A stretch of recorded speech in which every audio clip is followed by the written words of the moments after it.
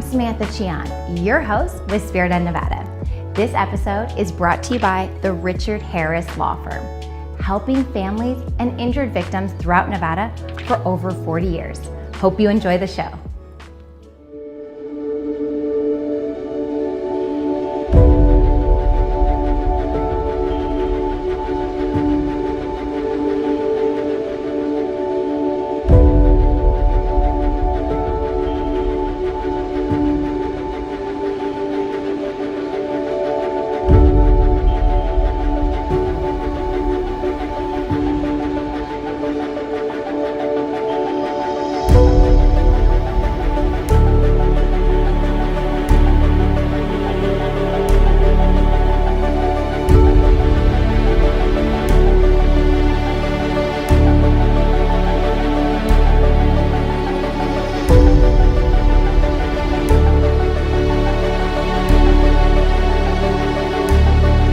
When you watch Spirit of Nevada, you get to know about all the people and places that make our state so wonderful to live in. Now, while Las Vegas is all about tearing down the old and putting up new things, we have preserved a few wonderful historic places. And which is what I get to do, being the host for the show. I get to tell you a little bit about them. Which brings me to Floyd Lamb Park at Tule Springs. We're gonna get into what makes this place so special.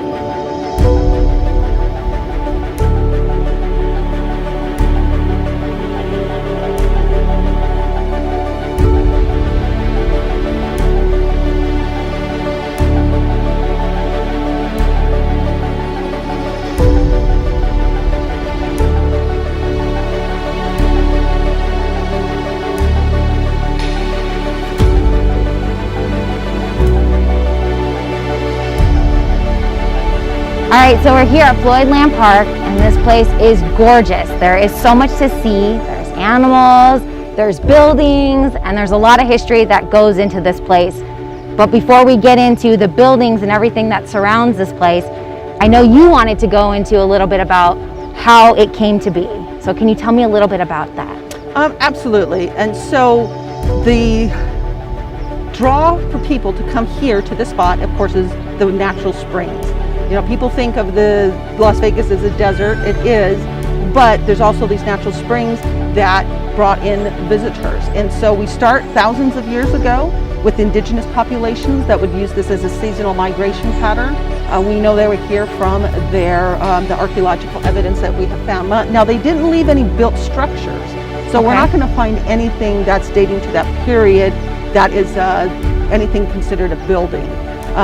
But this is also the time when it got its name of Tule Springs. What does Tule Springs mean? Well, obviously the springs is from the spring, and the tules are a species of cattails that grow along the banks of water. So a plant, basically. Yeah, it's a plant, and the native populations would use it for making the fibers to make baskets and clothing. That's really cool. Yeah, it's amazing. So when you come here, think back much further than what you're seeing that's standing.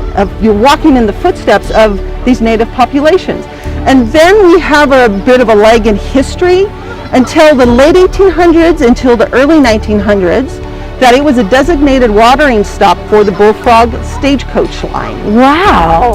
Yeah, and so I know many people probably don't even know that when they come here. They would water the horses, the people would gather their water for their continuing journey to Rhyolite for the Bullfrog mines. I love Rhyolite. I've been there several times before. We filmed at the place, and I just enjoy seeing all the historic buildings and knowing now that this was one of the watering stops in order for them to get to Rhyolite. I just think it's just really cool. And I know there's other things that you wanted to get into as well about these buildings. Right, and so you see these buildings are very beautiful, aesthetically pleasing. They are. But I would love to show you the very first building on this property. Cool. All right, well, let's head over there. Okay.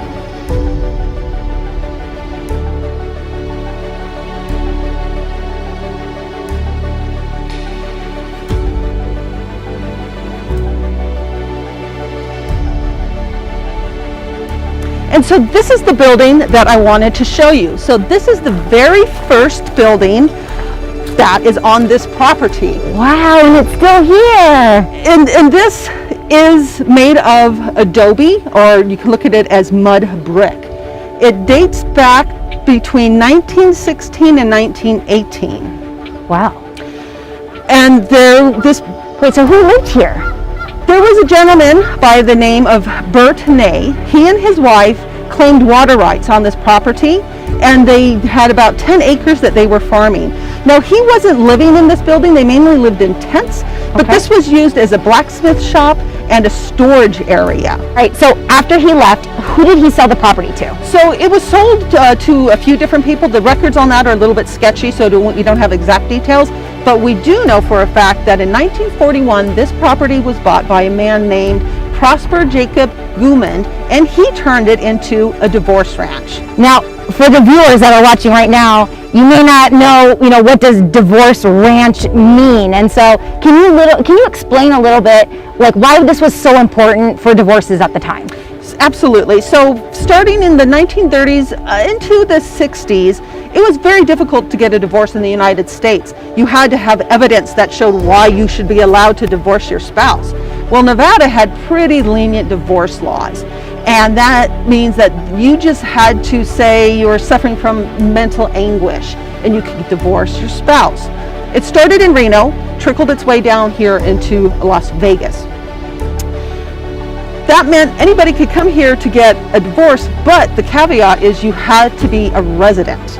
So what did it take in order for you to be a resident here? Like, how long was that time period? So you had to establish residency for 6 weeks. A continuous 6-week stay in the state said you're a Nevada resident. You could then go get your divorce. So the property that Mr. Goomand created here, all these beautiful houses that you see, were for that purpose. But I do want to say that it was, though, a working cattle and pig ranch at the same time. Wow. So you have divorce ranch. And then you have animals. You have animals and cowboys and ranch hands, working cattle ranch, divorce ranch, and all these buildings are dating from that 1940s period. A couple of them were built in the 50s. But what you're seeing here today, with a few refurbishments, the roofs have been repaired on some of them and replaced. What you're seeing is what you would have seen in the 40s if you came here to get a divorce, and it was mainly women that were coming here to get the divorces. The men sometimes, but it catered to a largely female clientele. That is just wild to think about, all this happening right here. Now, after the divorce ranch, after all that took place, what happened next? So after that, it was sold. Well, Mr. Goomand died in 1954. His granddaughter took over the ranch.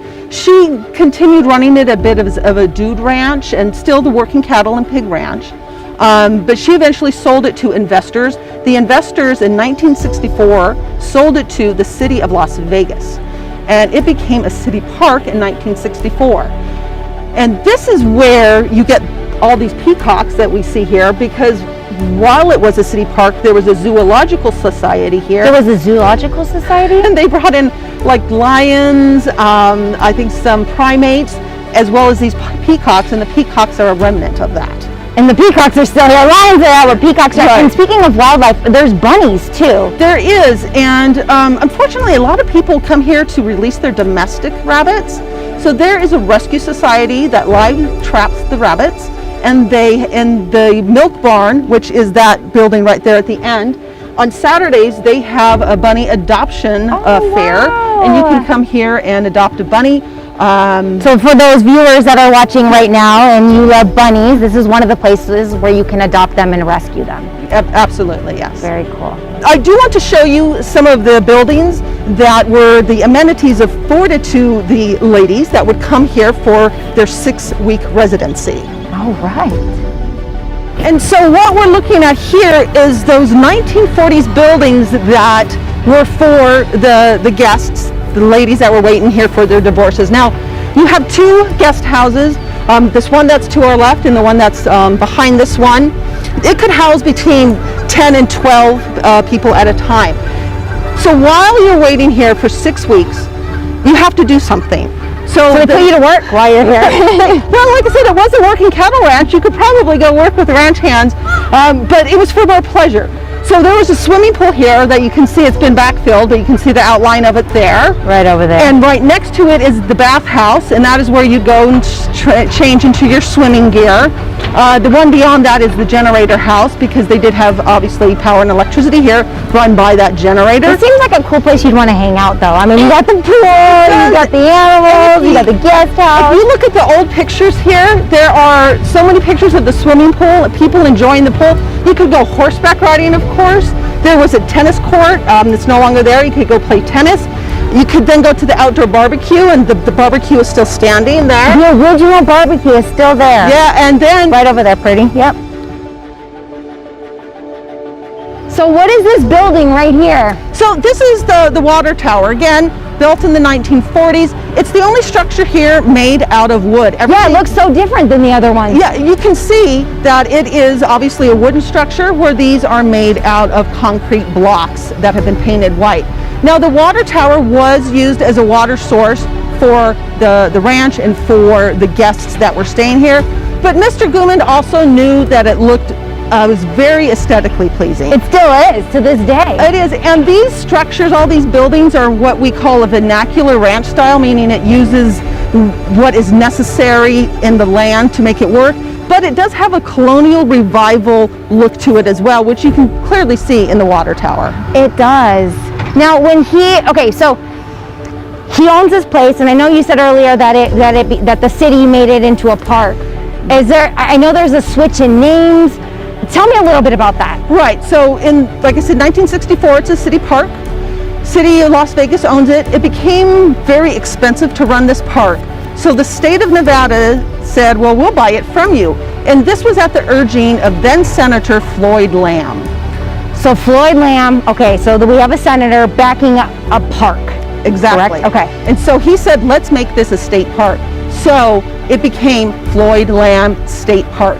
And all of these modern buildings, like the bathrooms and the picnic shelters, those all were built during the time it was a city and state park. Again, a lot of them have been refurbished since then. And he was a very influential man at the time. I know he comes from, his brother also was a Clark County sheriff. Lamb Boulevard is still named after him. And so seeing that a senator was backing this park up is just so neat. Right, but it's no longer a state park. It's changed hands again. So again, in 2007, the city of Las Vegas bought it back. They retained part of the name, and it is now known as Floyd Lamb Park at Tule Springs. Well, thank you so much for your time and teaching me all about the history. Absolutely, it's been a pleasure, and you've taught me a thing or two as well. Awesome. All right, time to head over and do some fishing. Woo!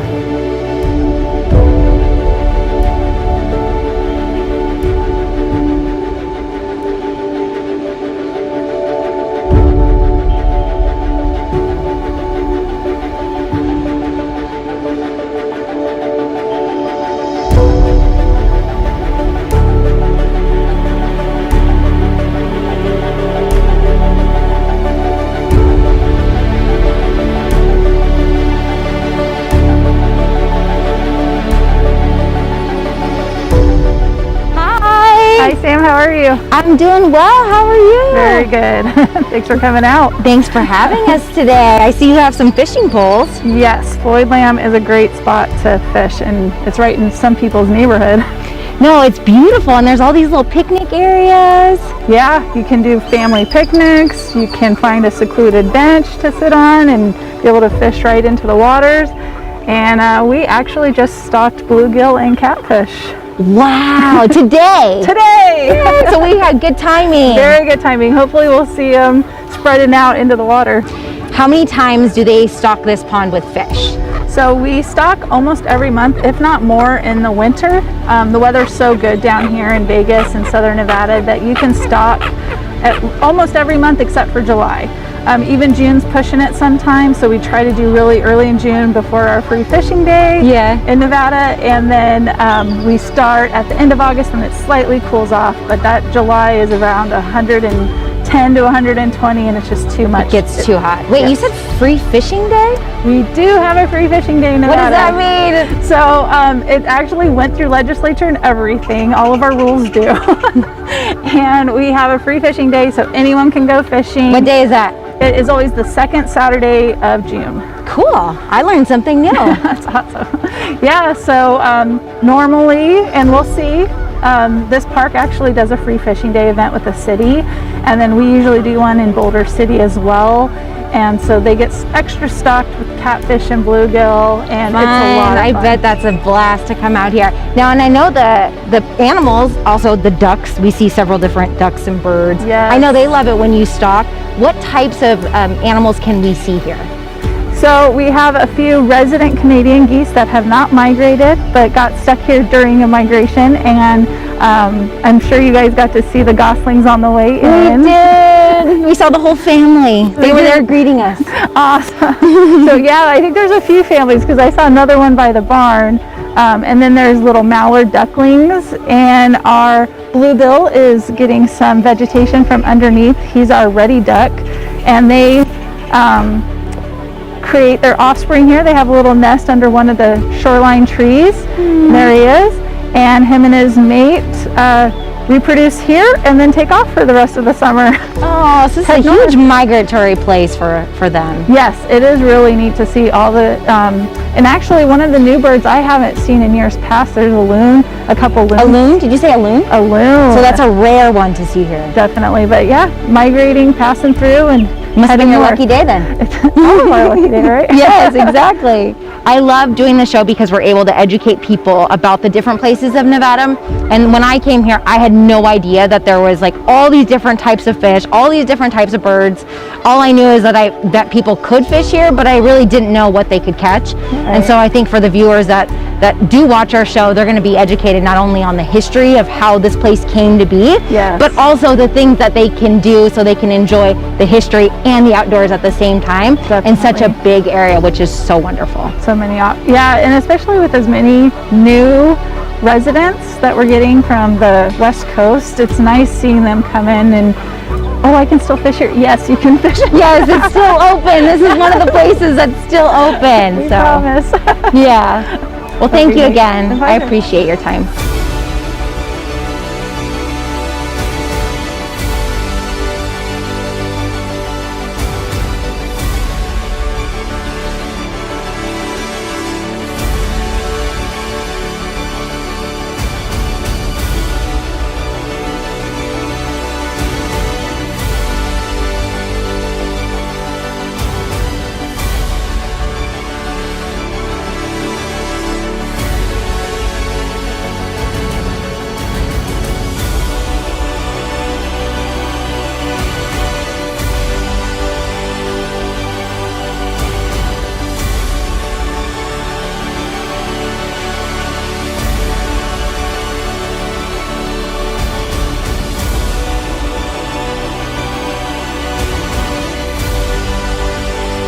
Springtime, so get out there, make new memories, get adventurous, bring your friends and family, and make this one of your stops. I'm Samantha Chion, but you can call me Sam with Spirit of Nevada, brought to you by the Richard Harris Law Firm.